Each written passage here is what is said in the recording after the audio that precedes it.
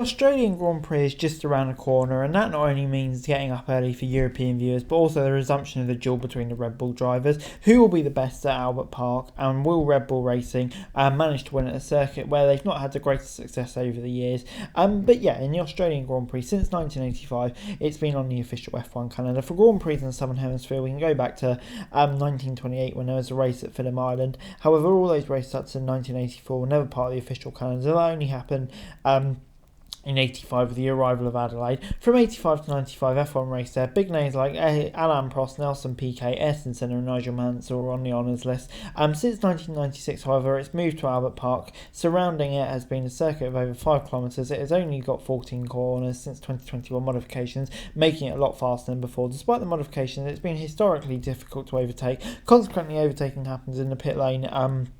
The safety car also makes an appearance at the Melbourne circuit, so teams have to take in the luck factor. At Albert Park, Michael Schumacher is the record holder with 4 wins. Ferrari are also the most successful with 9 wins.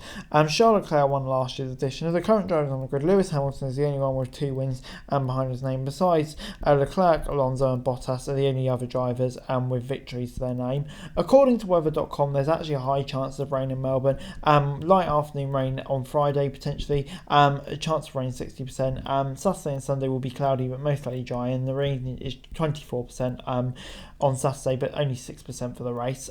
After for the first 2 Grand Prix of 2023 though, it's clear that it's Red Bull Racing are the favourites for the Australian Grand Prix. Red Bull first and last win at Albert Park was in 2011, but with a different race pace the team showed in Bahrain and Saudi Arabia, there seems to be no doubt that no one can come close to Verstappen or Perez, so it's expected once again between Red Bull's 2 drivers that will be interesting to follow. Perez will travel to Melbourne full of confidence after his victory in Jeddah, but with the point of the fastest lap and a catch up from P15 to P2, Verstappen has sent a clear message. In Melbourne, Verstappen finds a circuit where his qualities are more apparent. Fast chicanes, high speed corners and many bends where a driver can really make a difference. It's everything that normally you'll assume Perez will not come close to his teammate here. However, a safety car or 2 at the wrong time or a problem someone could throw spanners in the work, and we know how good Perez can be on street circuits too. Besides the Red Bull duo, things are exciting now. Aston Martin, especially in the hands of Fernando Alonso, seem to have the best race pace. Qualifying has just yet to be perfect, and overtaking at Albert Park is a lot trickier than in Bahrain at Jeddah, so a third podium for Alonso will have to come further afield, or the Spaniard will have to qualify even better. Ferrari have better papers that respect this for weekend. Over one lap, the SF23 is still very competitive, as evidenced by Leclerc's P2 at Jeddah. The Monegasque will squeeze everything out of his car for a good quality, but race pace proves far from impressive at the moment. Can Leclerc keep his tyres and his Ferrari hold long enough to keep his rivals behind him? Who knows? Mercedes will also once against the fray and has a mix getting to both. Mercedes are neither the fastest in qualifying nor the race, but neither the slowest in either case.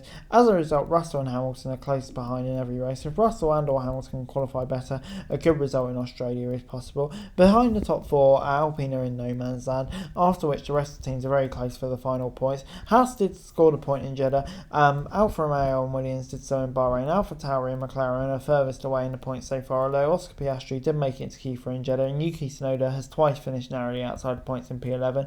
If the top 5 teams finish, all these teams will have to do without points. If anyone at the front jots out, it will be a fight for the scraps that remain. And before I go, the timetable for this weekend in the UK, it's an early one. 2:30 to 3:30 for FP1 and FP3, and 6 to 7 for FP2 qualifying and the race. So yeah, like an early one, like I say, of course on Sky Sports in the UK and F1 TV.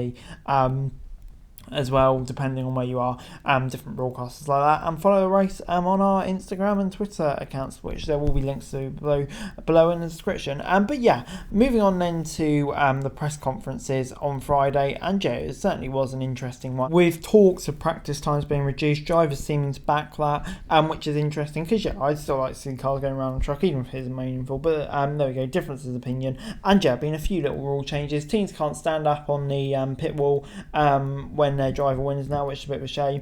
And yeah, they've banned jacks touching F1 cars following the Alonso debacle, which does make sense.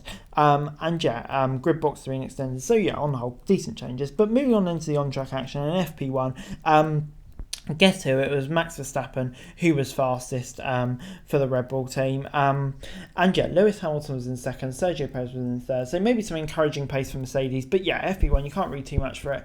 But yeah, Max Verstappen did look quite good. The track conditions look really tough as well. So yeah, definitely a challenge for the drivers. Logan Sargent had a car issue and had to stop. There was also a red flag for GPS issues. But yeah, on the whole, good session for Red Bull, and maybe even Mercedes too. And in FP2, it was Fernando Alonso who was fastest for Aston Martin. Max Verstappen was second. Perez probably would have topped the session. But yeah, he was unfortunately a victim of quite a lot of blockage. But yeah, mostly it was a relevant session because after the first 10 minutes, it was pretty much rained out. Ferrari's got some running on intermediate tires, probably first time this year that's happened. But yeah, except for that, you couldn't read too much into it, which obviously creates an interesting dynamic going into Saturday because teams will be lacking their race runs. Qualifying data, which should make the weekend quite interesting. And before I go, my predictions for this weekend. Yeah, no surprise. I'm going to say on pole will be Max Verstappen, and winning the race will be Max Verstappen. But I am going to throw a bit of a curveball in there. I do think Aston Martin, yeah, I think lots of people have been talking up their chance of this track at medium speed corners, which seems to be Aston Martin's kind of main strength at the moment. So I'm going to say Alonso will nip in front of Perez. Yeah, I think Verstappen will have a point to prove at the moment. With talk of him, Perez fighting for the title, which I can't see happening.